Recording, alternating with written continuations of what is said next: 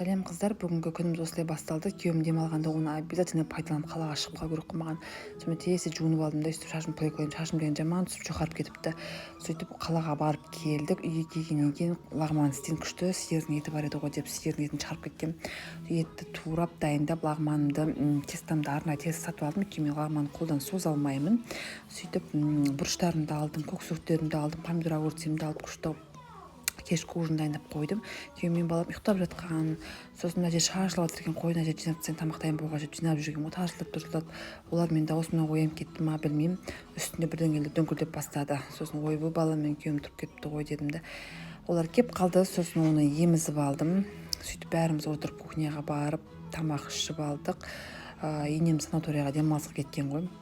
Қайнатам папам деп ғой. Папам, жаңа күйеуім, балам үшеуміз үйдеміз. Мына жерде балам бірге алысып тамақ ішіп болғаннан кейін ыдыстарды жуып